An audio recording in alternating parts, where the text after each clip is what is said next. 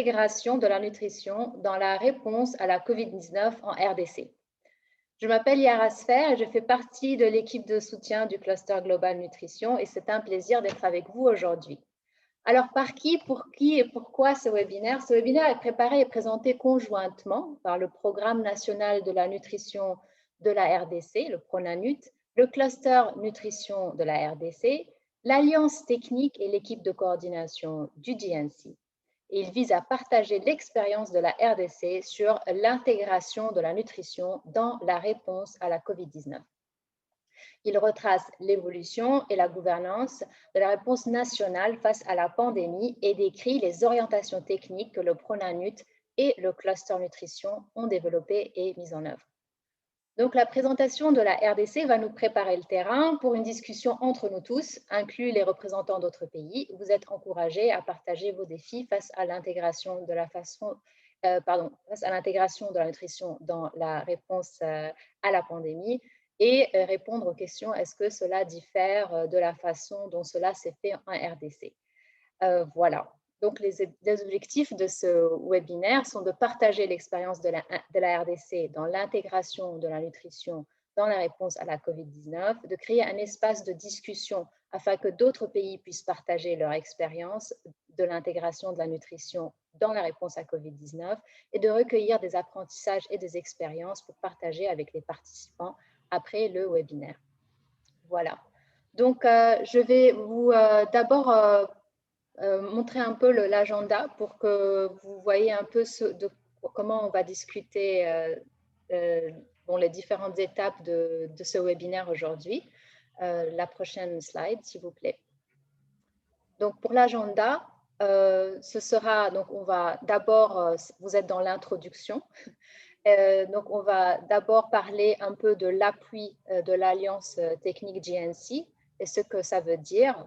Puis, nos collègues de la PRONANUT de RDC vont nous présenter les leçons apprises dans l'intégration de la nutrition dans la réponse à la COVID-19. Puis, il y aura un panel de discussion sur les défis, les opportunités dans différents pays. On va prendre un moment pour répondre à vos questions et puis il y aura une conclusion et une clôture.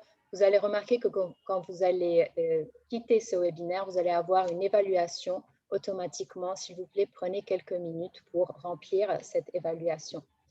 Alors, un petit point sur la logistique. Je tiens à vous dire que vous avez la possibilité d'avoir la traduction en anglais. Donc, n'hésitez pas à user de cette option si besoin. Et un grand merci à Joanne et Christiane pour l'interprétation. Donc, comme a dit Géraldine aussi, n'hésitez pas à écrire dans la chat box. Donc, présentez-vous, écrivez-nous qui vous êtes, ce que vous faites, où vous le faites. Et si vous avez des questions, par ailleurs, écrivez-les, s'il vous plaît, dans la partie qui est spécialement conçue pour les questions. Donc, voilà. Next slide, please. La prochaine slide, s'il vous plaît. Voilà. Donc, je voulais prendre un petit moment pour parler de notre panel et les personnes qui ont organisé, qui ont travaillé sur ce webinaire. Donc, je me suis déjà présentée, je suis Yara. Donc, je vais présenter Khalil Sagno, qui est le coordinateur du cluster nutrition en RDC, et Perrine Locke, qui est la coordinatrice du cluster nutrition au Mali. On a aussi avec nous Claude Chigangou, qui est le coordinateur du cluster nutrition au Burkina Faso. Angeline, qui est notre help desk pour la coordination au niveau du GNC. Et Norbert, qui est représentant du PRONANUT au sein de l'équipe de coordination du cluster national du Programme national de la nutrition en RDC. Et bien sûr, on a aussi avec nous Béatrice Chiala, qui est la directrice adjointe du Programme national de nutrition en RDC. Donc, elle coordonne aussi la sous-commission nutrition COVID-19 en RDC. Donc, voilà, Béatrice, je vous en prie, c'est à vous. Merci, Yara, de m'avoir accordé la parole.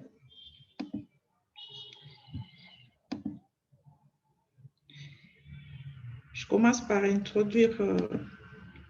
L'année 2020 a été marquée par l'apparition de la COVID-19 en République démocratique du Congo, à l'image de presque tous les pays de l'Afrique.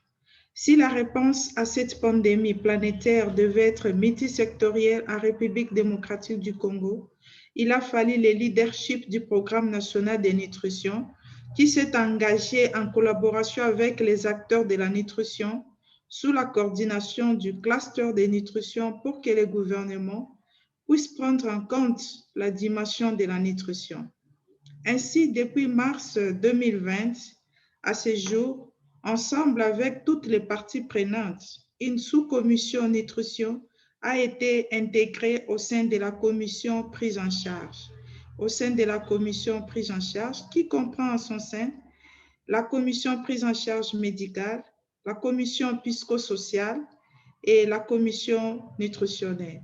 Aussitôt mise en place, la sous-commission a fait un état des lieux dans la ville-province de Kinshasa, qui est aussi la capitale de la République démocratique du Congo. De cet état des lieux, un plan d'intégration a été élaboré avec comme produit élaboration du manuel d'orientation pour les interventions de nutrition à tous les niveaux, jusque dans la communauté, des directives sur la supplémentation en vitamine A et le déparasitage, la déclaration conjointe en alimentation de nourrisson et du jeune enfant en situation d'urgence pour promouvoir, soutenir et protéger l'allaitement maternel. Et cette déclaration nous a même conduit jusqu'au mois d'août avec la célébration de la Semaine mondiale de l'allaitement qui a été pilotée par le ministre de la Santé afin toujours de soutenir l'allaitement maternel pendant la période de la pandémie à COVID-19. Les protocoles de soins nutritionnels pour la prise en charge de patients atteints de la COVID-19, tous ces documents ont été élaborés pour orienter les interventions de nutrition dans le cadre de la réponse à la COVID-19. Des comités techniques ont été mis en place dans la sous-commission nutrition COVID-19 et les groupes de travail technique nutrition COVID-19 au sein du cluster nutrition qui est piloté par l'Organisation mondiale de la santé et le Programme alimentaire mondial. Pour nous faciliter à avoir des réunions en ligne, il y a eu aussi des ONG qui ont intervenu aussi, qui interviennent aussi en nutrition, nous ont aussi appuyé, entre autres la connexion. L'UNICEF nous a appuyés en intrants nutritionnels, les kits de cuisine diététique, des formations des formateurs et des prestateurs, et tout ça pour intervenir dans les centres de traitement des patients atteints de la COVID-19. À ce jour, presque toutes les formations de prise en charge de patients atteints de la COVID-19 ont intégré la composante de nutrition, surtout la ville-province de Kinshasa, qui est la capitale de la République démocratique du Congo. Étant donné que la République démocratique du Congo est vaste, nous avons commencé par les provinces les plus touchées, dont les provinces du Nord, Kivu, et les provinces du Congo central. Il nous reste une autre province qui est aussi plus touchée, c'est le Haut-Katanga. Ensuite, voir comment nous pouvons couvrir tous les pays. Cependant, il n'en demeure pas que nous restons encore avec plusieurs questions non encore répondues. L'une des raisons de ces partages d'expériences, c'est justement aussi que ces questions soient discutées à ces webinaires avec l'appui du cluster nutrition pour trouver des réponses aux défis. Chers collègues, je suis convaincue que vous aurez des échanges assez productifs et vos suggestions pourront nous permettre d'aller de l'avant et de surmonter ces défis. Je vous remercie, Yara. Merci. Je vous remercie, Béatrice, pour cette ouverture. Donc, on va entendre plus, donc bien sûr, de Béatrice qui va aussi présenter l'intégration, justement, tout à l'heure. Mais avant, nous allons juste prendre quelques minutes pour vous présenter l'alliance technique du GNC et l'appui que cela peut vous donner. Donc voilà, donc qu'est-ce que l'Alliance? Donc l'Alliance, c'est le cluster nutrition au niveau global. Donc, tous les partenaires se sont mis ensemble et ont organisé un appui technique pour les pays qui font face à la nutrition dans les urgences. Donc, cette alliance, elle peut vous appuyer de différentes manières. Donc, comme je vous ai dit, les partenaires du GNC se sont organisés pour pouvoir donc, vous donner un appui initial et rapide si vous avez des questions en nutrition dans les urgences, dans la collaboration intersectorielle, donc dans tout ce qui est la coordination, la gestion de l'information, etc. Mais aussi si vous avez besoin de personnes qui sont expertes dans leur domaine et qui sont déployées pour vous soutenir dans le pays, ou bien vous soutenir à distance si ce n'est pas possible pour un déploiement. Il y a aussi la possibilité de demander un support à travers donc, la demande d'une liste de consultants. Donc, on a des listes aussi de consultants qui sont déjà identifiés et que donc, ça pourrait être donc, un début et vous pouvez choisir donc, de cette liste les différents consultants qui peuvent être appropriés à ce dont vous avez besoin. Donc, voilà un peu les différents appuis que nous pouvons vous proposer. Et la prochaine diapo. Donc, voilà qui nous sommes. Donc, on est une grande équipe et donc, différentes personnes ont différents mandats. Donc, certaines personnes sont des personnes qui peuvent être déployées, ce que vous voyez au bas de l'image. Et vous avez aussi nos collègues qui sont pour un appui plutôt à distance. Donc, vous les voyez aussi, les help desks. Et il y a aussi une partie de l'équipe qui fait un peu les deux et qui fait surtout la coordination. Donc, voilà qui nous sommes. Prochaine slide. Merci. Et donc, comment vous pouvez être appuyé? Vous pouvez tout simplement aller sur notre site qui fait partie aussi du site du DNC. Donc, c'est ta.nutritioncluster.net et vous pouvez cliquer sur Request Support et vous avez un tout petit formulaire à remplir où vous dites votre nom, etc., ce dont vous avez besoin et on vous répondra dans les 48 heures. Donc, voilà, juste...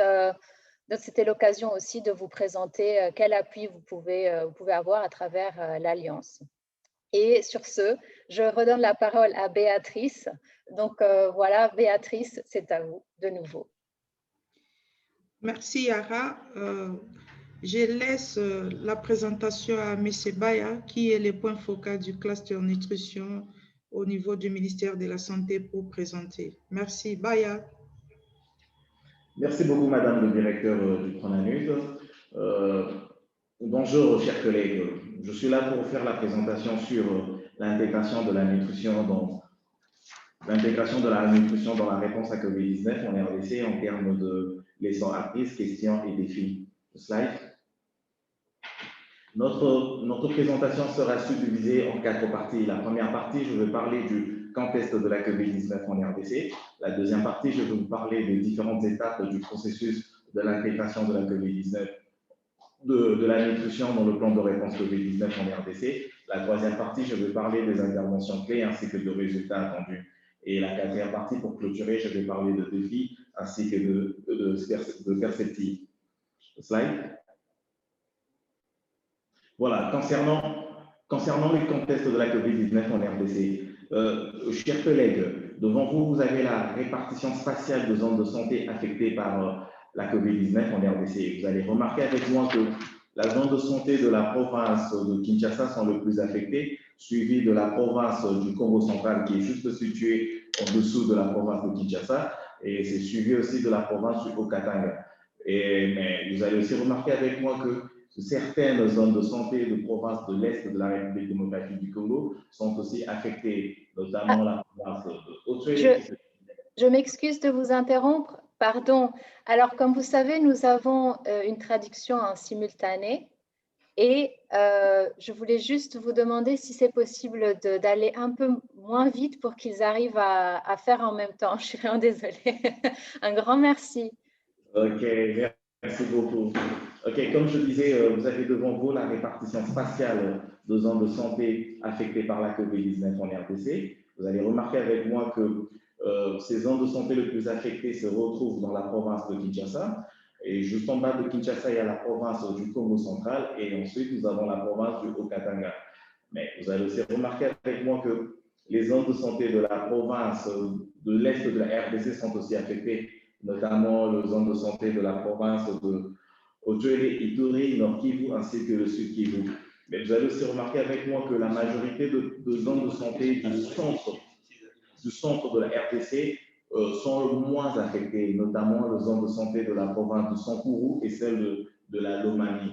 En parlant de cas, à la date d'aujourd'hui, nous avons 27 580 cas testés de COVID-19 avec 726 décès. Au niveau de nos stocks, nous avons 1 700 000 doses de vaccins et jusqu'à présent, nous n'avons pas encore identifié un quelconque variant COVID-19.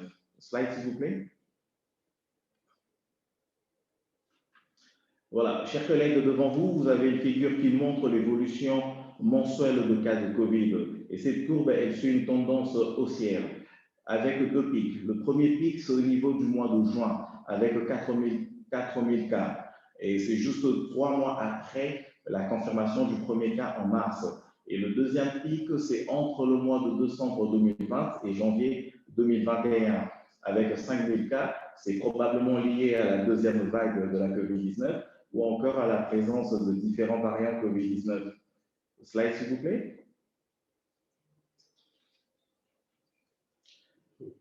Voilà, chers collègues, depuis le début de cette épidémie en Chine en 2019 et depuis la confirmation du premier cas en mars 2020, et à l'image de certains pays dans le monde en général et en Afrique en particulier, une série de mesures ont été prises pour freiner la propagation de la COVID-19.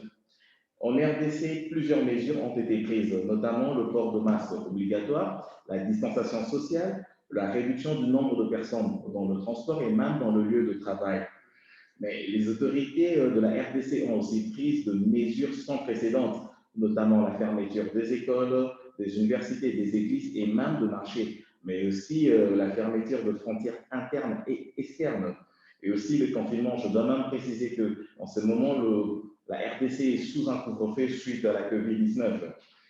Chers collègues, toutes ces mesures ont impacté plusieurs secteurs du pays et le secteur de la santé n'a pas été épargné, ainsi que les activités d'intervention de nutrition n'ont jamais été épargnées par rapport à cela. Et la grande famille de nutrition dans son ensemble, sous le lead du programme national de nutrition de Pronanus, avec l'appui du cluster nutrition et de différents partenaires de mise en œuvre, ont réfléchi sur la nécessité d'une certaine réadaptation programmatique des activités d'intervention de nutrition dans le contexte de la COVID-19. Chers collègues, le premier fruit de cette réflexion s'appelle le manuel d'orientation de nutrition COVID-19. Ces manuels retracent ou encore elles donnent des orientations claires et précises sur comment est-ce qu'on peut continuer à mener des activités de nutrition en RDC dans le contexte de la COVID-19. Et je dois aussi préciser que ces manuels ont été diffusés dans toutes les provinces de la République démocratique du Congo, accompagnés d'une note circulaire du secrétaire général du ministère de la Santé, instruisant sur le strict respect des orientations édictées dans ces manuels.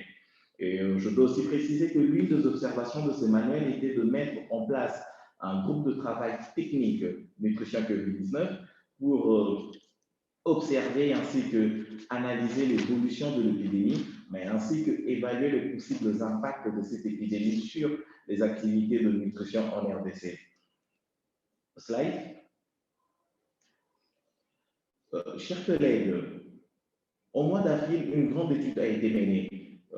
Elle avait comme objet de faire un état des lieux de la prise en charge nutritionnelle au sein de différents centres de traitement COVID-19 disséminés dans la ville de Kinshasa.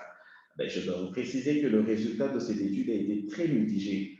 Un centre de traitement COVID-19 sur 7 assurait la prise en charge nutritionnelle de patients COVID-19. Aucun nutritionniste n'était impliqué dans la prise en charge de patients dans ces centres de santé, le centre de traitement COVID-19, et 80% de ce centre de traitement COVID-19 n'avait pas ni d'intrants, ni de matériel anthropométrique, ni au moins de ustensiles de cuisine. Et je dois aussi préciser que 58% de ces structures ne réalisaient pas d'évaluation nutritionnelle. Slide. Pour les structures qui réalisaient les évaluations nutritionnelles, voici donc le résultat. 43% de patients COVID-19 étaient dénutris, 33% de patients COVID-19 étaient en surpoids et 24%, environ un quart, étaient en bon état nutritionnel. Au slide. Chers collègues, sur base des évidences scientifiquement démontrées sur la non-intégration, encore la non-prise en charge nutritionnelle de patients COVID-19, en mai 2020, une sous-commission de nutrition COVID-19 a été mise en place dans le souci d'intégrer la nutrition dans la prise en charge de patients COVID-19. Et pour ce faire, un plan d'intégration de la nutrition dans la prise en charge de malades COVID-19 a été élaboré. Ce plan n'est qu'un addendum du plan du comité multisectoriel de riposte de la COVID-19. Ici, je dois préciser que la composante nutrition a intégré le comité multisectoriel de riposte 2 mois après. Ce retard ne nous a pas interdit de continuer à travailler.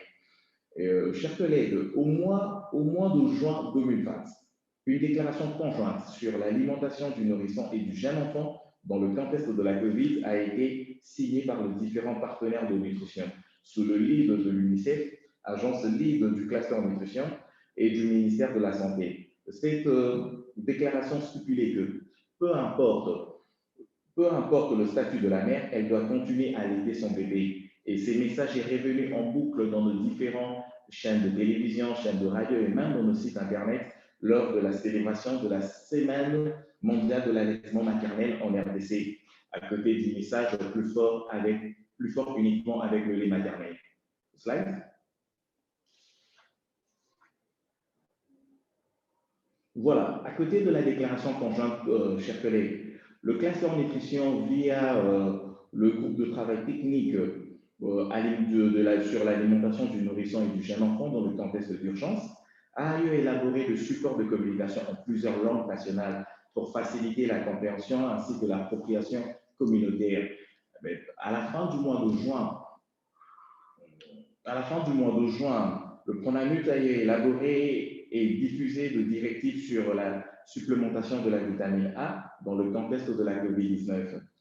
Et au mois de juillet 2020, la sous-commission nutrition COVID-19 a élaboré et diffusé le protocole de soins nutritionnels des enfants et des adultes atteints de la COVID-19 avec comme objectif de donner des orientations techniques aux personnes soignantes, docteurs, nutritionnistes et infirmiers impliqués dans la prise en charge de patients COVID-19. Et ces documents ont été accompagnés de différents supports de collecte de données, notamment la fiche de collecte de données anthropométriques, la fiche de suivi individuel, la fiche technique de prise en charge de patients COVID-19 et le registre de suivi hospitalier de malades COVID-19. Entre septembre 2020 et mars 2021, 20 formateurs et 60 prestataires ont été formés sur le protocole de soins nutritionnels des enfants et des adultes atteints de la COVID-19 à Kinshasa. Et une deuxième série de formations ont été organisées au niveau de la province du Nord Kivu et du Congo central. Slide. Pendant ce temps-là, le PRONAMUT a eu à déployer le superviseur dans tous les différents centres de traitement COVID-19 disséminés dans la ville de Kinshasa, avec comme mission de veiller à l'application de ce protocole. Et ici, il est aussi important pour moi de préciser que la sous-commission de nutrition COVID-19 avait pour tâche de produire chaque mois un rapport d'évaluation des activités de prise en charge nutritionnelle et chaque trimestre de produire un bulletin des activités nutritionnelles. On peut passer. Slide suivant. Voilà, chers collègues, devant vous, vous avez le résultat clé de la toute dernière évaluation nutritionnelle faite par la sous-commission de nutrition. En rapport avec les écrans, vous allez remarquer que dans tout le centre de traitement COVID-19, il y avait présence des intrants. En rapport avec le réactif, vous allez remarquer que dans tout le centre de traitement COVID-19, il y avait maintenant de réactifs. En rapport avec le matériel, vous allez remarquer que dans tout le centre de traitement COVID-19, il y avait maintenant de matériel. Et en rapport avec les cuisines diététiques, dans tout le centre de traitement COVID, il y avait maintenant de cuisine diététique. Et ces résultats que je vous montre montrent aussi une nette évolution entre l'état des lieux qui a été fait en avril 2020 et le résultat que nous venons à peine de présenter qui a été fait le mois dernier. Slide suivant. Voilà. Chers collègues, devant vous, vous avez le résultat détaillé du tout dernier rapport d'évaluation. Sur 830 patients, vous avez 68% qui ont bénéficié d'une évaluation nutritionnelle et 32 n'ont pas bénéficié d'une évaluation nutritionnelle. Parmi ceux qui ont bénéficié d'une évaluation nutritionnelle, 65 sont du genre masculin et 35 sont du genre féminin, dont environ 4,6% ce sont de femmes enceintes et de femmes allaitantes. Slide. Chers collègues, en ce qui concerne la répartition par tranche d'âge, nous avons constaté qu'il n'y avait aucun enfant de moins de 5 ans parmi ces patients, alors que les enfants de 6 à 17 ans ne représentaient que 2%. Par ailleurs, les personnes âgées de 18 à 59 ans représentaient 62% et les patients du troisième âge représentaient 36%. Slide.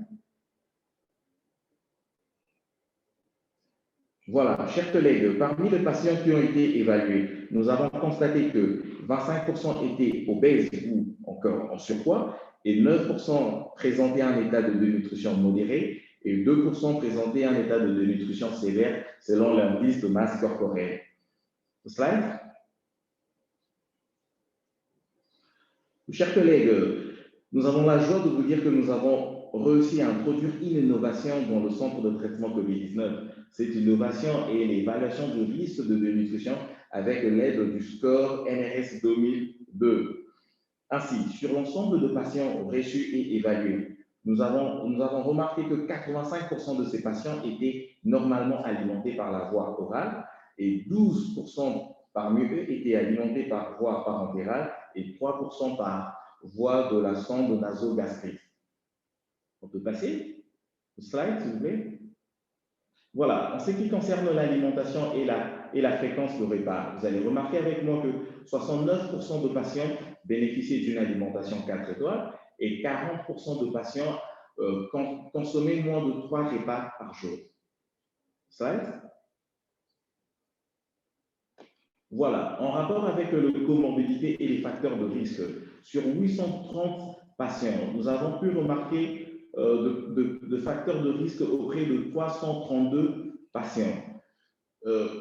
Et ces facteurs de risque étaient regroupés en termes de diabète et de tension artérielle. En rapport avec la diabète, nous avons pu remarquer que 35% de nos patients souffraient de diabète et 31% de nos patients souffraient de la tension artérielle haute et 34% de patients souffraient d'autres pathologies.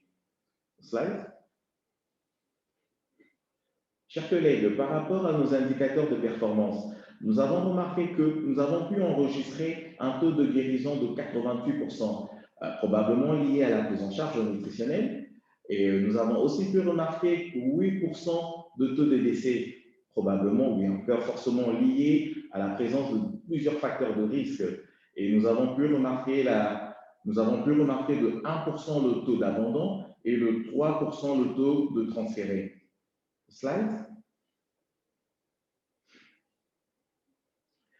Voilà. Chers collègues, ici, nous pouvons dire avec joie que nous avons pu atteindre nos objectifs. Mais ces objectifs sont liés à certains défis. Nous avons pu regrouper nos défis en deux formes. La première forme, ce sont des défis opérationnels et les deuxièmes formes, ce sont des défis institutionnels. Par rapport aux défis opérationnels, le tout premier défi, c'est l'absence de nutritionnistes diététiciens dans certains centres de traitement COVID-19 disséminés en RDC.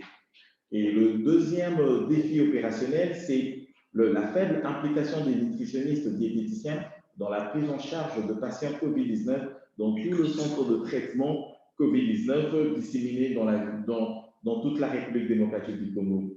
Et l'unique défi institutionnel que nous avons ciblé, c'est la faible mobilisation de ressources pour une intégration systématique de la prise en charge nutritionnelle dans tous les centres de traitement COVID-19 dans la République démocratique du Congo, à l'image de la province de Kinshasa. Slide. chers collègues, toutes nos réalisations ont pu avoir nous avons pu atteindre nos objectifs grâce à certains facteurs de succès ou encore certains déterminants. Le tout premier, c'est le leadership incarné par le PRONANUT, ainsi que l'appui du cluster en nutrition et de différents partenaires d'appui et de mise en œuvre. Mais aussi, ici, nous devons préciser la position qu'occupe le PRONANUT au sein de l'organigramme du ministère de la Santé. C'est un programme spécialisé de nutrition. Mais dans d'autres pays, la nutrition, c'est un service ou encore une unité. Cette position nous a permis de mieux parler avec le gouvernement ainsi qu'avec les différents partenaires. Le deuxième facteur, c'est notre expérience de la maladie à virus Ebola. Nous avons essayé de tirer des leçons de nos horaires et de l'épidémie à maladie à virus Ebola qui nous a donné un soubassement pour élaborer ces protocoles de soins nutritionnels des adultes et des enfants atteints de la COVID-19. Le troisième facteur, c'est nous avons pu mettre en place deux groupes. Le premier groupe, c'était le groupe de travail technique COVID-19 et le deuxième groupe, c'est la sous-commission nutrition COVID-19 qui a intégré la commission prise en charge médicale, partie intégrante de la commission multisectorielle de riposte de la COVID-19 en RDC. Slide. Chers collègues, voici quelques messages clés. Le premier message clé, c'est en rapport avec le soin nutritionnel. Ici, nous disons tout simplement que nous devons intégrer le soin nutritionnel à l'image de ce que nous avons fait dans la ville province de Kinshasa, aux 25 provinces de la RDC qui restent. Parce que vous savez que la RDC a la taille d'un continent et ce n'est pas facile d'arriver à tout intégrer, mais c'est vraiment le message clé pour nous, d'arriver à l'intégrer dans les 25 provinces qui restent.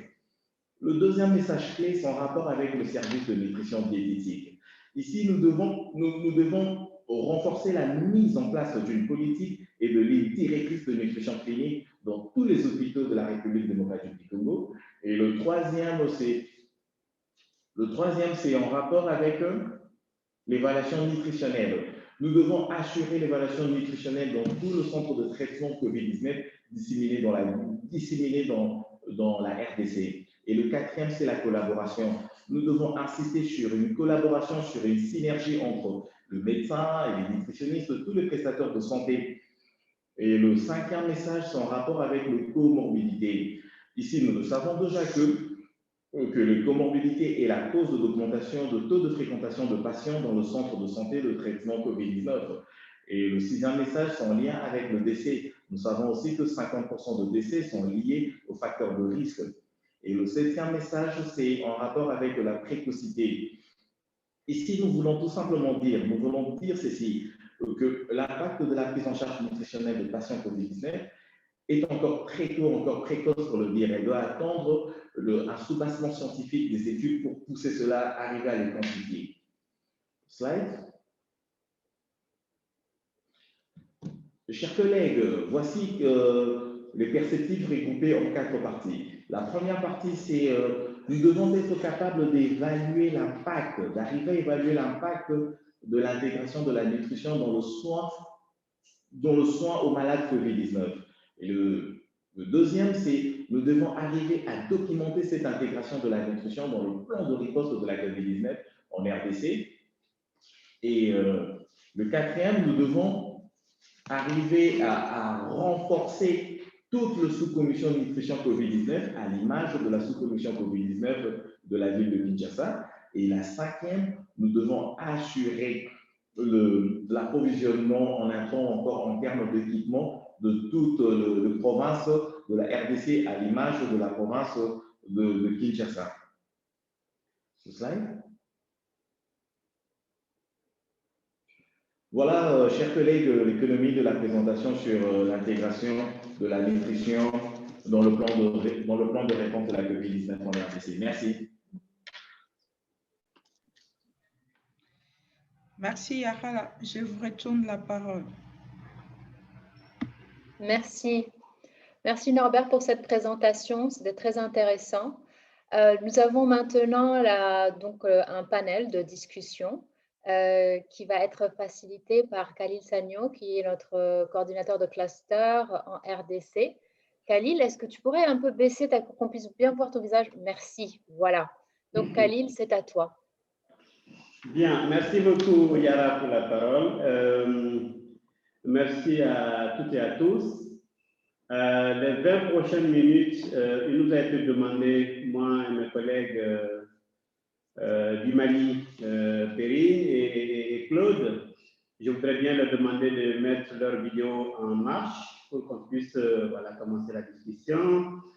Après cette présentation de la RDC sur son expérience de l'intégration de la nutrition à la réponse à COVID-19, nous avons voulu quand même avoir une espèce de discussion un peu plus diversifiée en incluant le point de vue des autres pays comme le Mali, comme le Burkina Faso, dans un exercice de discussion en panel.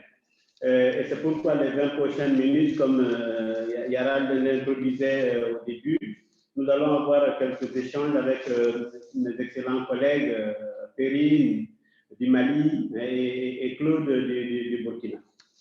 Alors, je vais peut-être commencer par Perrine en posant juste une question, puis après, on va passer à Claude aussi.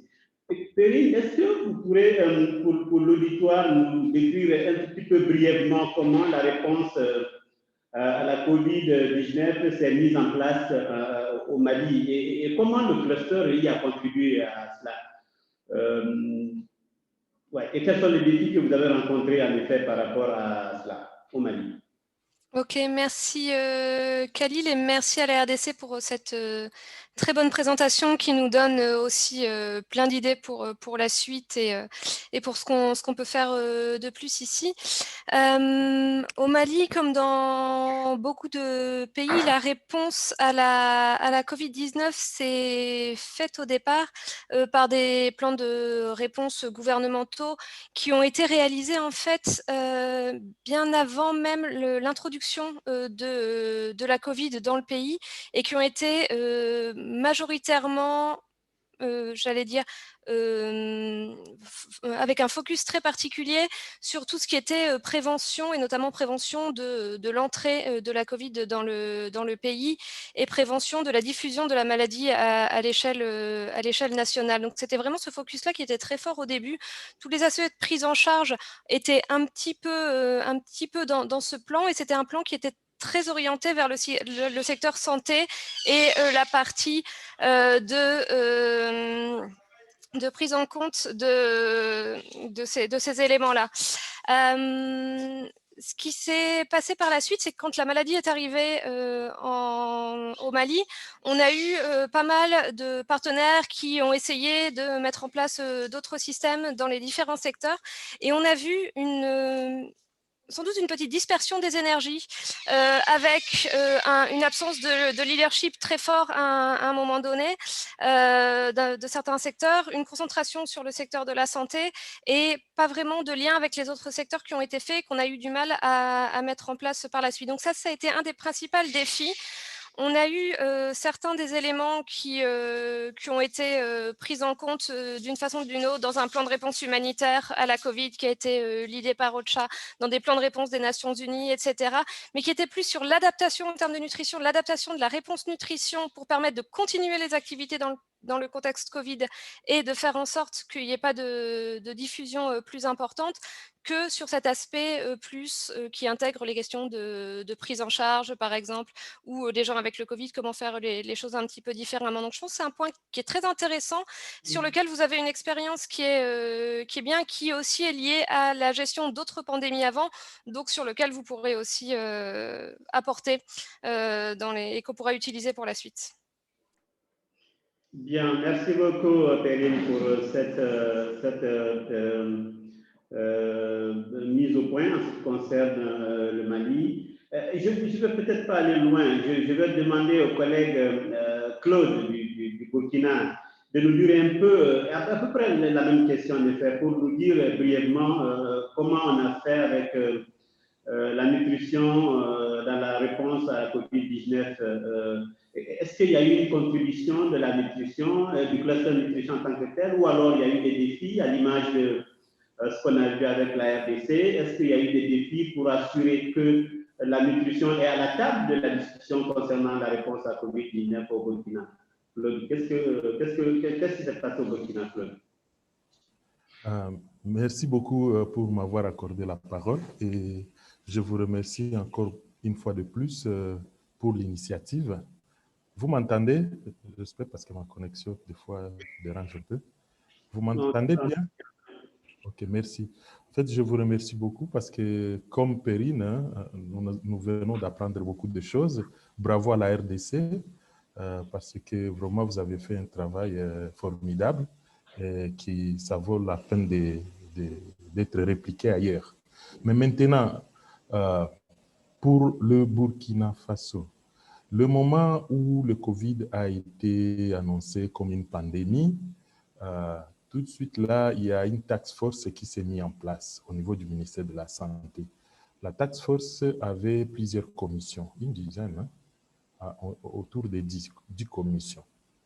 Le grand défi aussi, c'est que les commissions telles qu'elles ont été créées n'étaient pas des commissions de nature sectorielle. C'était des commissions beaucoup plus techniques, par exemple une commission laboratoire, une commission vérification des frontières. Bon, ce n'était pas vraiment sectoriel par rapport à la réponse. Et même la commission intervention n'avait pas intégré les secteurs.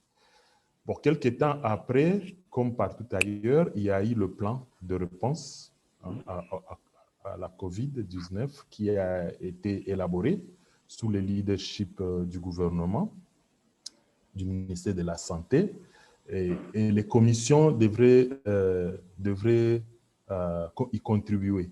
Mais maintenant, ce qui était une opportunité, c'est que malgré que les commissions n'étaient pas réalisées, n'étaient pas de nature sectorielle, mais il y avait une ouverture pour chaque secteur de pouvoir regarder quelle était la commission à travers laquelle ils pouvaient aussi participer à cette élaboration du document. Mais maintenant, pour le cluster nutrition, toujours avec la direction des nutrition et le secrétariat technique pour l'alimentation et la nutrition, le secrétariat technique pour l'alimentation et la nutrition est similaire, je dirais, à l'organe qui gère le mouvement SAN. Nous nous sommes mis ensemble pour vérifier le travail, comment il était mené, et du coup, nous nous sommes rendus compte aussi, hein, de la même manière que le Mali, que dans le plan, il n'y avait pas la nutrition. Et du coup, comme on avait la chance d'avoir le secrétariat technique avec nous, qui est au plus haut niveau du ministère de la Santé, il y a un plaidoyer qui s'est fait. Malheureusement, ce n'était pas pour intégrer dans le même document, mais c'était juste pour ouvrir une opportunité et travailler sur disons, des orientations en nutrition. Donc, pouvant être intégrés dans la réponse à la COVID-19. C'est ainsi que nous avions travaillé ensemble. On a élaboré d'abord le document sur quel message apporter. Tout à l'heure, là, j'ai entendu la RDC parler de l'allaitement maternel en situation COVID. Donc, comme nous avons les enfants qui sont nos cibles premières, nous avions tout de suite là élaboré des messages, des questions-réponses que je partageais ce matin, justement pour répondre à toutes les préoccupations concernant pourquoi continuer à allaiter l'enfant si la mère a le Covid, ainsi de suite. Bon, il y a eu aussi, pendant le travail, nous nous sommes aussi bornés sur, comme il y avait les confinements, il fallait orienter la population sur quelle nourriture pour faire le stock dans le ménage, quel genre de nourriture ils peuvent tout de suite là acheter et mettre en stock. Et ça, il y a eu une liste des aliments en se basant sur la terre locale. Je partageais aussi les documents, justement pour orienter et que du coup, qu'ils sachent s'ils sont en confinement, ils ne peuvent pas sortir quels sont les aliments selon leur valeur nutritive et selon la pandémie qu'ils ne pouvaient pas manquer dans leur grenier à la maison. Il y a eu ces messages-là. Et puis, il y a eu aussi quelques orientations de messages à travers les médias. Et d'ailleurs, avec l'appui de certains partenaires du cluster, on a créé un numéro qu'on appelait 3535. Le numéro 3535, c'était un numéro vert. Tout celui qui a des questions, qui veut avoir des orientations sur la nutrition, pouvait appeler 3535 et tout de suite là, il pouvait avoir la réponse à ses inquiétudes par rapport à la conduite à tenir pour la nutrition dans la COVID-19. Et puis, pour finir, disons, le secrétariat technique a organisé avec le cluster une réunion qu'on appelle le CNCN, c'est le Conseil national de concertation pour la nutrition. Donc, c'était une réunion donc de tous les partenaires en nutrition, quoi, à travers laquelle maintenant ces outils ont été partagés pour être validés et obtenir, disons, les avis des acteurs. Et à ce moment-là, ce n'était pas seulement pour les outils sur la nutrition dans le Covid, mais aussi à l'adaptation du programme nutritionnel en intégrant les mesures barrières.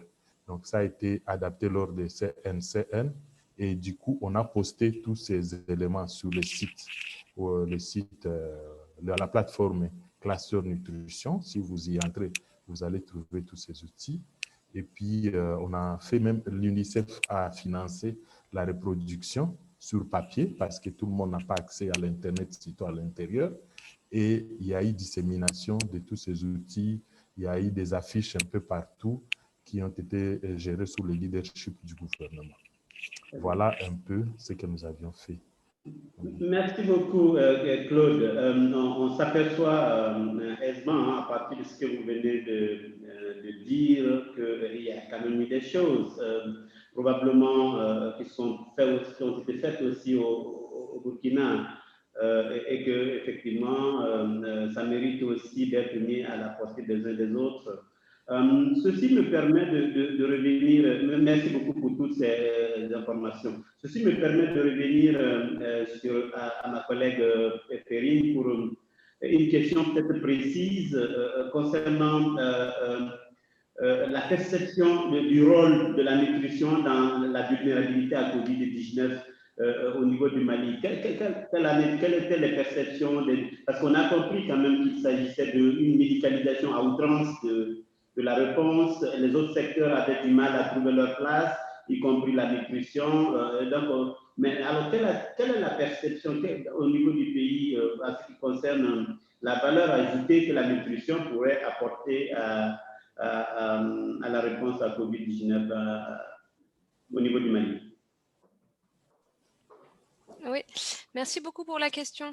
Je pense que c'est un travail sur lequel il y a encore des choses à faire de façon globale pour montrer le rôle de la nutrition dans l'ensemble de des soins pour les personnes atteintes de ces types de maladies. C'est valable pour la COVID-19, mais je pense que c'est valable de façon beaucoup plus large pour beaucoup de choses. Il y a eu des programmes qui ont été un petit peu mis en place d'appui alimentaire pour les personnes malades et qui étaient hospitalisées, comme ça peut se faire de façon globale, mais pas sur cet aspect vraiment nutritionnel qui est assez spécifique.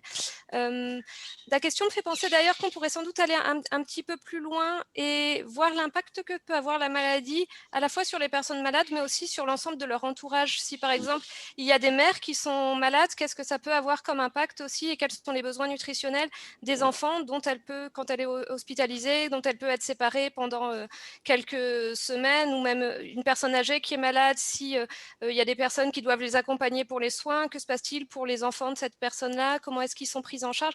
Donc de façon un petit peu plus large, l'impact, je pense, du Covid sur les personnes, mais aussi sur leur entourage et en termes nutritionnels, et notamment par exemple pour les jeunes enfants et les nourrissons, c'est sans doute aussi quelque chose qui n'a pas été beaucoup mis en avant et qui n'a pas forcément beaucoup été mis en avant, j'allais dire au Mali, mais y compris au niveau international, quand on a vu un petit peu l'ensemble des grandes lignes, des directives, etc. C'était aussi beaucoup sur ces aspects, soit de prévention, soit de continuation des activités. Même tout ce qui était sur l'ange, c'était vraiment plus comme dire, OK, même en ayant le Covid, on peut continuer à allaiter, on peut continuer à apporter les soins en faisant attention. Donc vraiment sur ces aspects de continuation et peut-être un petit peu moins d'impact et de comment on faisait pour les personnes touchées directement. Donc je pense que c'est une des leçons apprises d'ailleurs de cette pandémie qu'on pourra aussi utiliser dans d'autres circonstances à ce niveau-là, à la fois et donc prendre à chaque fois en compte à la fois les aspects de prise en charge,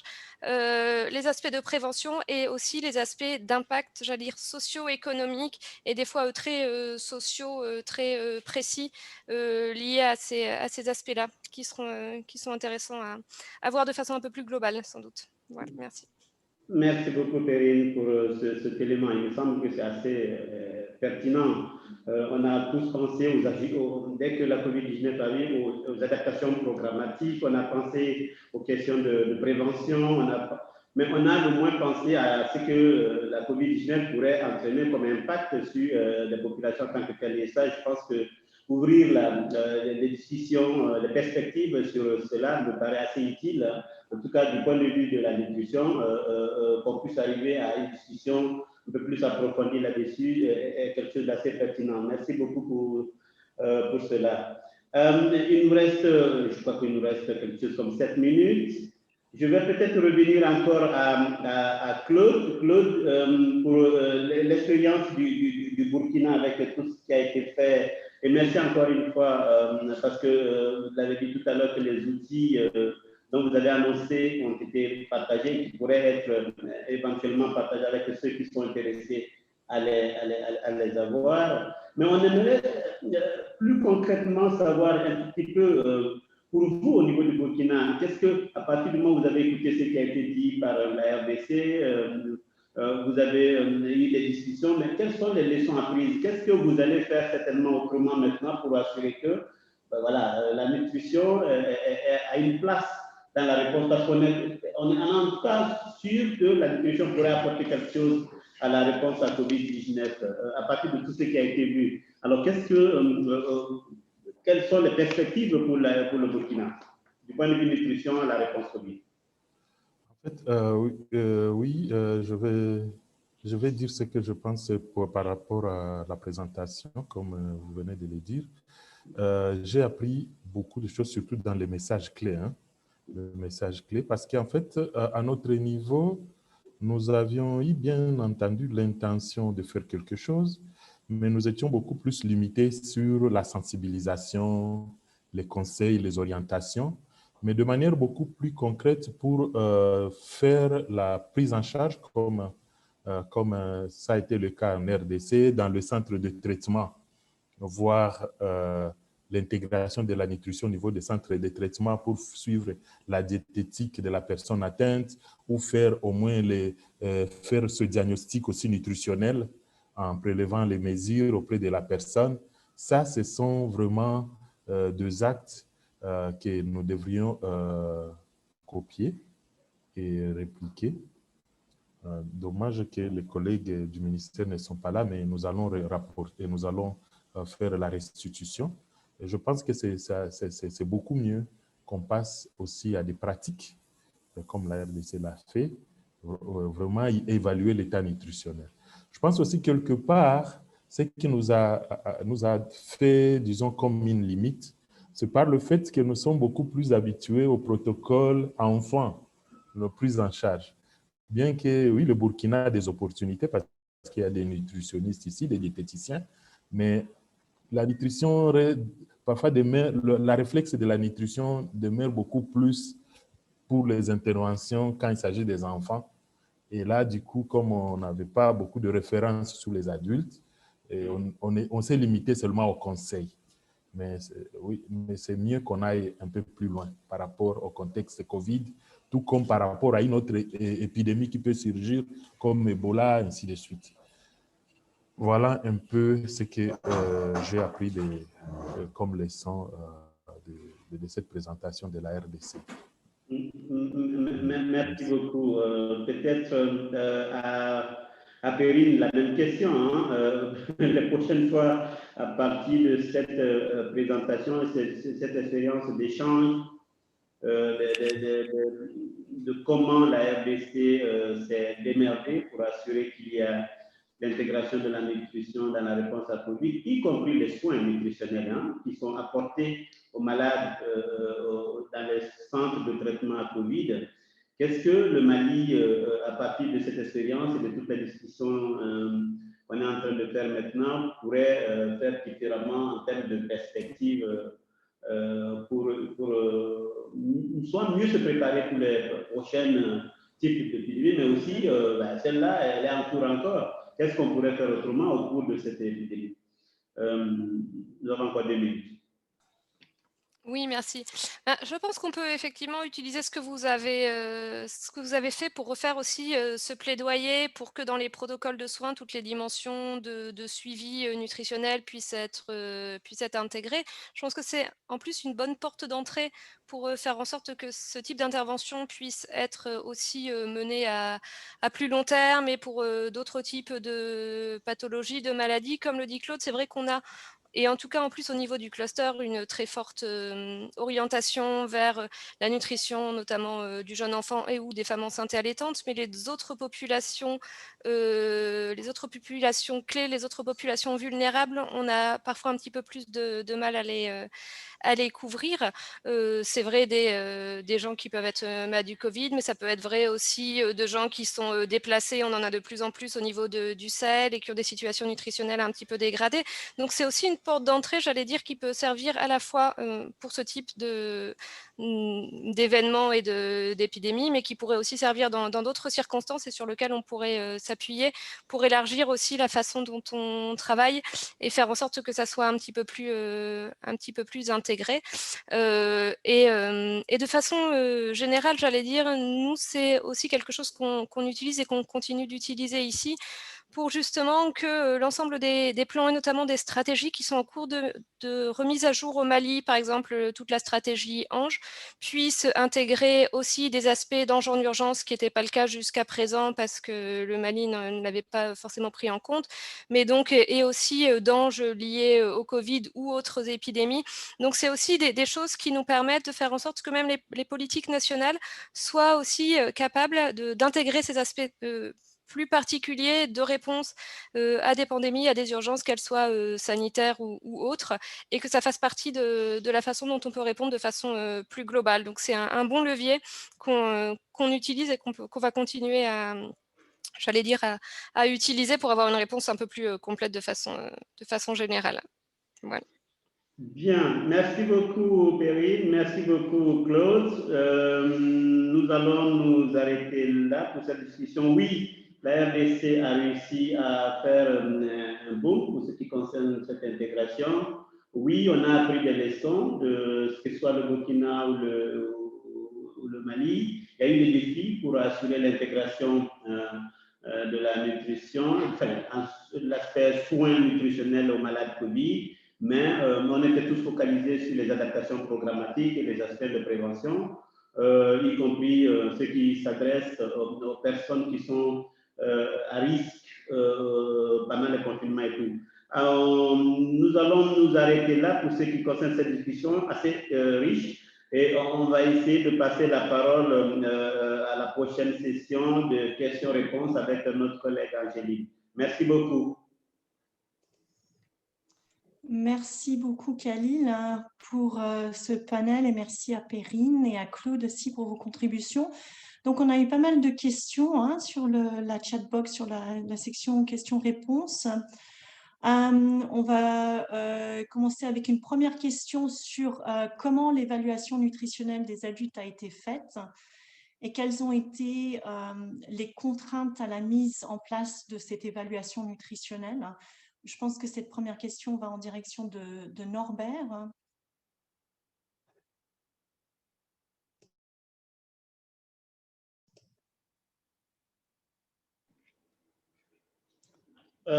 Merci beaucoup, Angéline. On va reprendre question par question, c'est cela?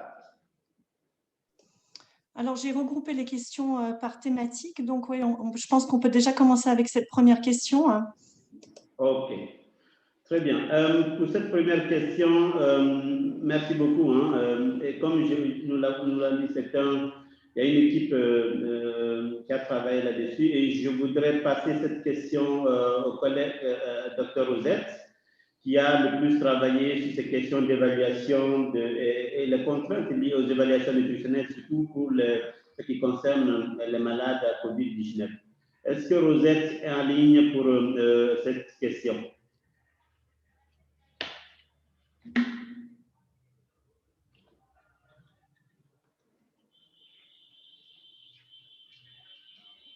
OK. Si Rosette n'est pas en ligne, Béatrice, la directrice adjointe, c'est les deux qui faisaient partie du technique. Oui. OK, merci. Par rapport à l'évaluation nutritionnelle des adultes, on prélevait d'abord des paramètres anthropométriques. On faisait les indices de masse corporelle pour déterminer d'abord le poids de la personne et savoir s'il est obèse ou pas pour déterminer les besoins nutritionnels. Et puis, on faisait des examens biochimiques. Avant, d'ailleurs, ça ne se faisait pas. On prélevait la glycémie de la personne, les examens paracliniques pour arriver à déterminer son évaluation et surtout chercher à savoir s'il a des problèmes de comorbidité. Si vous avez suivi la présentation de Robert, vous avez compris que plus les personnes atteintes de la COVID sont plus les personnes qui sont prédisposées à développer cette maladie, ce sont des personnes qui ont des problèmes de comorbidité. Voilà si au moins je peux répondre à cette question. Merci Béatrice. Angéline, si vous permettez, Rosette a quelques éléments de complément en lien avec les évaluations nutritionnelles dans les centres de traitement à COVID. Ils sont été conduits. Et quelles sont les contraintes en fait qu'on a eues par rapport à ça? OK. Alors, par rapport aux évaluations nutritionnelles dans les centres de traitement COVID, il y avait au moins 3 composantes. La première composante, c'était l'évaluation anthropométrique des différents patients. La deuxième, c'était de pouvoir évaluer le risque de dénutrition. Ah, OK. Évaluer le risque de dénutrition des patients. Et la troisième, c'était l'évaluation biochimique des patients qui étaient conduits dans les différents CTECO. Et à travers ces différentes évaluations, ça nous permettait de voir est-ce qu'on est en présence d'un patient qui est soit malnutri ou qui est à risque de dénutrition. Alors, le risque de dénutrition prenait plus en compte d'autres paramètres que les paramètres anthropométriques, notamment la perte de poids, une réduction des apports chez certains patients, parce qu'il y a des patients qui venaient dans des états un peu plus complexes et on ne pouvait pas prendre les paramètres anthropométriques chez ces différents patients. Et du coup, alors, après avoir évalué l'état nutritionnel ou le risque de dénutrition de ces patients on devait voir est-ce qu'il y a une alimentation spécifique à donner aux patients en fonction de son état nutritionnel ou en fonction de certaines carences, parce que l'examen biochimique était aussi fait surtout chez les patients très sévères. Donc voilà un peu. Alors, les contraintes, on a eu quelques contraintes parce qu'on devait travailler en coordination avec la commission de prise en charge médicale qui devait aussi mettre à disposition les réactifs. Donc, du coup, il y avait par moment des manques de réactifs disponibles pour pouvoir faire l'examen biochimique systématiquement chez certains patients sévères. Bien, merci. J'espère que ça répond un peu à la question de collègue Angéline. Oui, je pense. Merci beaucoup. Merci Kaline, merci Béatrice, merci Rosette. Une autre question sur cette prise en charge en termes de exactement quelle était la différence entre la cuisine diététique qui était proposée et la cuisine normale, et si cette cuisine aussi prenait en charge les patients avec comorbidité. Hein. OK. Donc, Rosette, Béatrice, ouais. OK. Je peux répondre, Rosette, et puis tu vas me compléter. Merci. La cuisine normale, c'est la cuisine que nous faisons, nous tous, dans nos ménages. C'est ce que nous appelons la cuisine normale. Mais tandis que la cuisine diététique, tout est calculé en fonction du poids du patient et puis en fonction de son état de dénutrition ou en fonction de son état de comorbidité. Même la quantité d'eau, tout doit être vraiment calculé pour ne pas faire chuter le malade encore dans un état où on ne saura pas remonter. Tandis que la cuisine normale, c'est ce que toute femme ou tout homme est en train de faire la cuisine chez lui sans toutefois faire des calculs diététiques. Merci. Rosette, tu peux compléter. Merci beaucoup, Maman Béatrice. Rosette, vous êtes un duo assez inséparable et que vous complétez tout le temps. Donc, Rosette pense ajouter quelques éléments. Merci, Rosette. Alors, l'un des éléments intéressants, je crois, que dans la présentation de Norbert, c'était premièrement qu'il n'y avait pas de cuisine diététique ou cuisine normale, comme on peut dire, dans les CETECO en début de la prise en charge.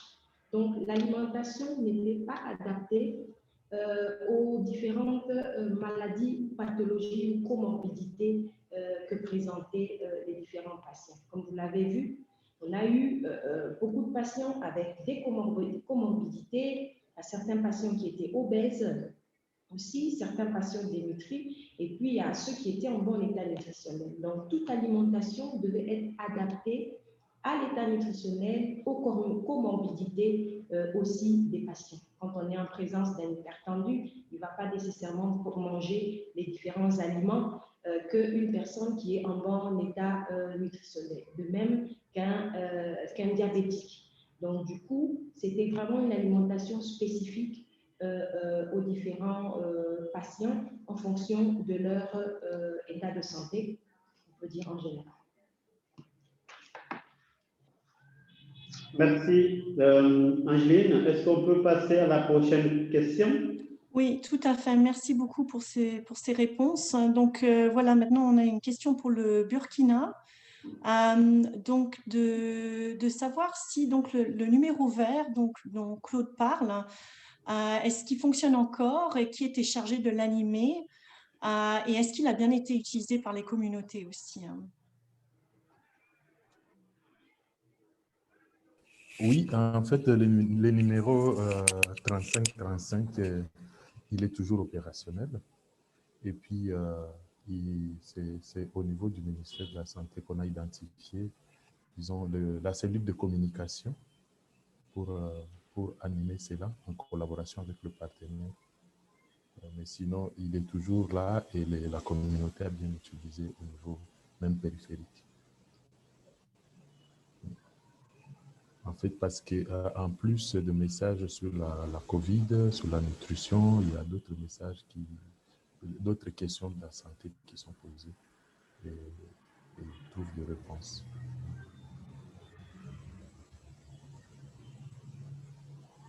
Merci.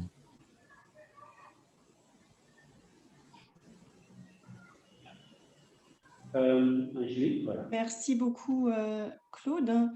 OK pour ce complément d'information.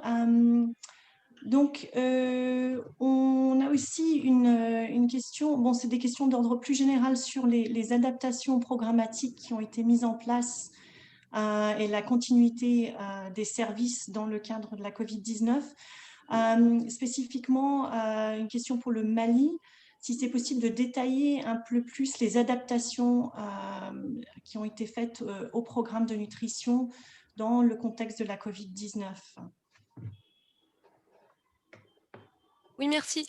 En fait, il y a eu, j'allais dire, deux types principaux d'adaptation.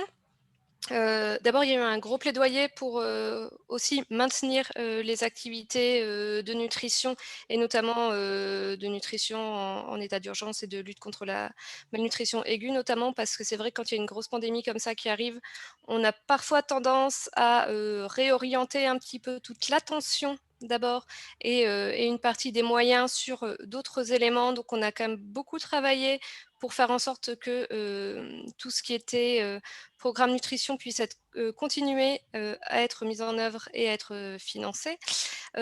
Et avec donc des adaptations à la fois en termes d'organisation des soins au niveau des centres de santé pour aussi justement éviter les propagations, donc faire en sorte qu'il y ait un espacement des personnes, qu'il puisse y avoir parfois moins de personnes chaque jour de consultation et plus de jours de consultation sur lesquels les prises en charge nutritionnelles pouvaient être faites. Donc, ça pouvait être des choses comme ça. Pareil, on a adapté aussi les activités pour les campagnes ou les grandes enquêtes. Dans le cadre de la chimioprophylaxie saisonnière du paludisme, il y a un dépistage de la malnutrition pour lequel on a fait en sorte que les gestes barrières soient respectés, qu'il y ait une formation de l'ensemble des personnels qui faisaient ces campagnes-là. Donc, c'est des choses comme ça qu'on a mis en place. Et ensuite, on a aussi beaucoup travaillé à renforcer certaines parties du programme et notamment tous les programmes de type communautaire en se disant que si le système de santé était touché fortement et était un petit peu réquisitionné, j'allais dire, par le Covid, ça permettrait de maintenir quand même des activités à ces niveaux communautaires. Donc, ça veut dire renforcer tout ce qui était formation des agents de santé communautaire pour la prise en charge de la malnutrition aiguë, notamment toutes les activités de prévention au sein des groupements avec les relais communautaires. Donc, on a aussi incité à fortement... Alors, c'était des choses qui étaient déjà en cours, mais qu'on a essayé de pousser pour un passage à l'échelle un peu plus important dans ce cadre de Covid, en disant que ça permettait de maintenir justement cette continuité des soins. Donc voilà, à la fois l'adaptation, les gestes barrières, etc., en lien avec les acteurs du système santé, les acteurs de la WASH, mais aussi faire en sorte que certains pans du programme soient mis en avant parce que ça permettait de limiter aussi les impacts que pouvait avoir la Covid sur ça. D'autant plus qu'on a aussi évalué un petit peu tout ce qui pouvait être impact, j'allais dire indirect de la Covid et donc socio-économique, et de faire en sorte d'avoir pareil des programmes un petit peu plus intégrés, travailler aussi sur en lien avec les aspects de protection sociale. Donc c'est ces aspects-là qu'on a aussi remis un peu en avant au niveau du cluster ici. Merci. Merci Perrine, c'est très intéressant de mieux comprendre ces adaptations. Je pense qu'on a le temps juste pour une dernière question qui va s'adresser aux collègues de la RDC, donc de savoir comment la nutrition sera intégrée dans les hôpitaux dans le contexte de la Covid-19 au niveau provincial, sachant qu'il y aura sûrement peut-être des manques de capacité des nutritionnistes qui soient dédiés à ça. Comment pensez-vous affronter ce défi-là? Et il y avait une dernière question. Vous aviez présenté, donc il y avait des enfants qui avaient été admis dans les centres de traitement. Est-ce qu'il y avait des enfants qui avaient de la malnutrition aiguë sévère dans ces cas-là? Et quelle a été l'approche dans ce cas-là pour faire la prise en charge des cas? Voilà, donc pour Norbert ou Béatrice, je pense que cette question s'adresse. Merci Angeline. Avant juste de donner la parole aux collègues, je voudrais juste dire par rapport à la précédente question en RDC qu'il y a eu, on a commencé une démarche de pilotage des approches simplifiées pour la prise en charge de la malnutrition aiguë. Ça, c'était dans les zones les plus affectées par la COVID-19, parce que nous sommes tous conscients que les programmes de prise en charge tels qu'ils sont actuellement, avec la prise de poids et de la taille, avec les toises et tout, pourraient être des facteurs de propagation de la COVID dans certaines formations sanitaires.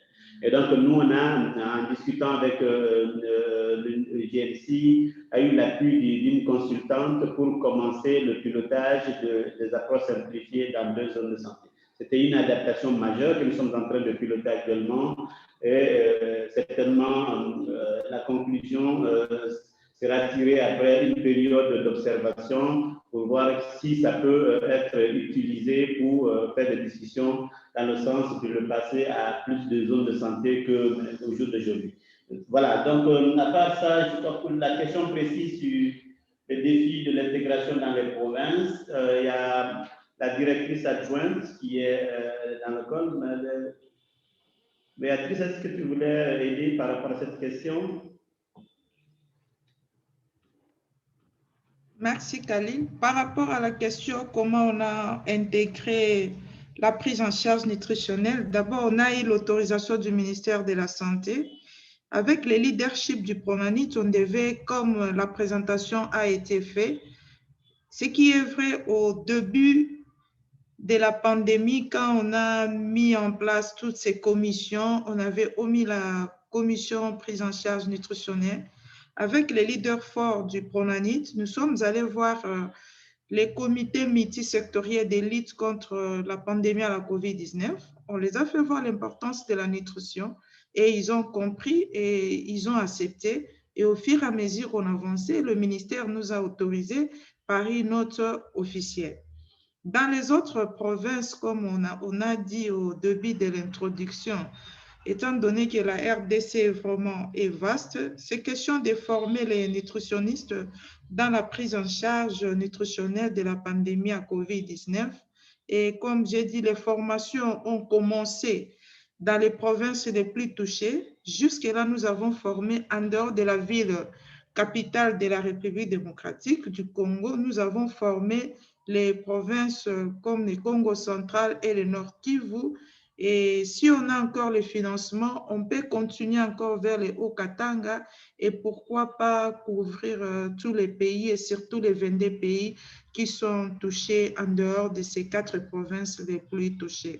Voilà un peu ce que je peux répondre à cette question. Toute question, ça dépend du financement qu'on aura pour continuer. Mais du moins, le programme est mieux placé pour continuer la formation avec tout ce qu'on a eu comme expérience pour la ville-province de Kinshasa. Merci. Merci beaucoup, Béatrice. Angeline, juste pour compléter ce que disait Béatrice à l'instant, la synthèse, c'est de dire que voilà, la ville-province, plus de 90% des cas sont dans la ville-province de Kinshasa, des cas Covid. Et là, aujourd'hui, tous les centres de traitement Covid ont intégré la nutrition. Déjà, voilà Maintenant, après, ce qui a été fait comme démarche, c'est d'identifier les provinces les plus affectées, comme le Nord Kivu, comme le Congo central, avec laquelle province on n'a pas de, c'est pas forcément nécessairement, on ne voyage pas par des avions, mais on voyage, le transport est très fluide. On a mis en place la réponse dans ces deux provinces les plus affectées. L'idée maintenant est de s'assurer que ce qui est en train d'être fait au niveau de ces deux provinces et la ville de Kinshasa est de qualité. Puis après, essayer de, si vous voulez, de consolider un peu ce qui est en train d'être fait là-bas avant de le passer à l'échelle dans les autres provinces. Mais il y a certaines provinces qui ont eu 1 cas, 2 cas. Après, on essaye d'accompagner, enfin, pas d'accompagner, mais on essaye de mettre en œuvre, d'intégrer la nutrition au fur et à mesure que la nécessité se fait sentir dans une province sur la base de l'existence, du nombre de cas, du niveau d'atteinte de la province en tant que telle. Et je pense que là, on essaye, avec le PRONANUT, le Programme national de nutrition, d'aller vers les bailleurs de fonds pour mobiliser les ressources nécessaires pour pouvoir le faire. L'exemple, c'est les approches simplifiées. C'était au niveau local, quand on était convaincu que c'était une adaptation qu'il faut faire, on a accompagné le Programme national de nutrition pour mobiliser les ressources nécessaires pour assurer le pilotage de la mesure de santé. Et ça, avec ces données-là, je crois que nous allons continuer dans cette dynamique de mobilisation des ressources pour assurer que là où il y a besoin, qu'on puisse intégrer la nutrition dans cette province. Merci. Merci beaucoup, Khalil et tous les collègues pour vos éléments de réponse à ces questions. Je pense que maintenant, on n'a plus beaucoup de temps, donc je vais repasser la parole à Yara pour faire les derniers points. Merci Angeline, merci pour cette discussion très intéressante. Donc, j'ai pris quelques notes durant la discussion sur les défis, quelques leçons apprises et les bonnes pratiques. Et donc, je voulais vous les présenter comme conclusion. Et ça, c'est en plus de la présentation qui a été faite, bien sûr, c'est ce qui s'est dégagé plutôt de la discussion. Donc, j'ai noté qu'il y avait une difficulté initiale pour le secteur nutrition de coordonner avec le secteur santé et ou les commissions qui ont été mises en place. Donc, et dans les mots de Khalil, une médicalisation à outrance de la réponse, les autres secteurs ont eu du mal à trouver leur place. Quelques-unes des leçons apprises qui se sont dégagées, c'est de prendre en considération le côté plus global de l'impact de la pandémie et non seulement se focaliser sur les adaptations programmatiques. On a vu aussi, Claude disait qu'il n'y a pas beaucoup de références pour les adultes et les autres populations qui sont dans un état vulnérable et on se focalise trop sur les enfants. Et ça, c'est quelque chose qu'on pourrait, on pourrait apprendre de ce qui s'est passé pour inclure plus et avoir plus de références sur les adultes et les enfants, sur la prise en charge nutritionnelle. Donc, j'ai aussi entendu l'importance du plaidoyer pour que la nutrition soit intégrée dans les soins, comme ça a été fait en RDC, et aussi, surtout, dans les ensembles des stratégies nationales, donc les politiques nationales, par exemple, de l'ANGE, comme c'est en train d'être fait au Mali. Slide. Donc, pour les bonnes pratiques, j'ai entendu que c'est très important de faire un état des lieux du patient, en fait, l'état du patient lors de la prise en charge, parce que c'est essentiel pour mieux adapter la nutrition en fonction des comorbidités pour soutenir la guérison.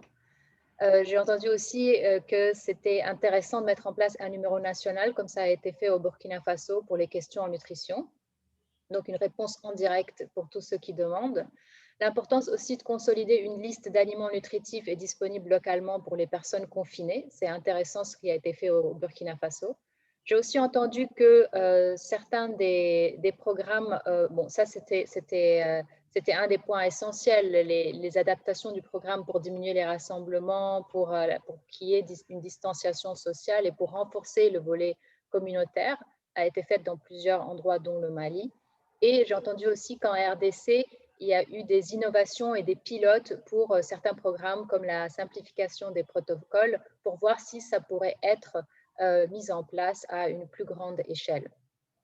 Voilà donc ce que j'ai noté. Donc, nous voilà donc à la fin de notre webinaire. Je tiens à remercier de tout cœur les collègues du Pronanud, du cluster de la RDC, du Mali, du Burkina Faso pour le partage d'expériences et discussions intéressantes et instructives. Et merci pour mes collègues de l'Alliance, de la coordination du GNC pour l'organisation. Et un grand merci à vous tous pour votre présence et votre participation. Donc, nous partagerons avec vous, bien sûr, l'enregistrement, les diapositives, les notes de la réunion. Et n'oubliez pas de remplir notre enquête rapide pour avoir vos retours sur ce webinaire et nous donner l'occasion de mieux vous servir dans le futur. Et je laisse la parole de clôture à notre chère Béatrice. Donc, je vous en prie, c'est à vous. Merci Yara. Au nom de la RDC ou de la République démocratique du Congo, nous voulons remercier les Global Nutrition Cluster qui nous a permis d'échanger avec nos pairs et de recueillir leur avis pour nous améliorer. Chers collègues, la République démocratique du Congo vous remercie d'avoir participé à ces échanges d'expérience sur la pandémie à la COVID-19. En conclusion, nous pouvons dire que, partant de l'expérience de la République démocratique du Congo à l'intégration de la réponse de l'épidémie à virus Ebola, nous avons pu intégrer les soins nutritionnels dans la prise en charge holistique des patients atteints de la COVID-19. Nous avons élaboré les directives, les normes et les protocoles de soins nutritionnels. Nous avons formé plusieurs prestataires dans les centres de traitement. En dépit de tous ces résultats, chers collègues, les défis restent encore à relever sur le plan gouvernemental. L'intégration systématique de la nutrition dans les soins nutritionnels aux patients atteints de la COVID-19 dans toutes les provinces touchées par la pandémie et sur le plan de la mise en œuvre, la dotation en intrants d'évaluation nutritionnelle, les kits de cuisine diététique, ainsi que les étrons des prises en charge nutritionnelles dans tous les centres de traitement restent encore un défi majeur pour la RDC. En termes de perspectives, c'est la documentation de l'intégration de la nutrition dans la réponse à la COVID-19 qui reste un chantier ouvert au-devant de nous. S'il y a un pays qui a déjà documenté, nous aimerions nous inspirer de son expérience partagée pour que nous puissions nous améliorer. Encore une fois, chers collègues, la République démocratique du Congo vous remercie pour tous ces échanges fructueux. Je vous remercie. Yara, je vous retourne la parole. D'accord, un grand merci Béatrice pour ces paroles de clôture. Donc, nous sommes arrivés à la fin de notre webinaire. Prenez juste quelques minutes alors que vous quittez pour l'évaluation. Je vous dis donc un grand merci encore et au revoir pour peut-être un autre webinaire bientôt. Au revoir à tous. Au revoir. Au revoir.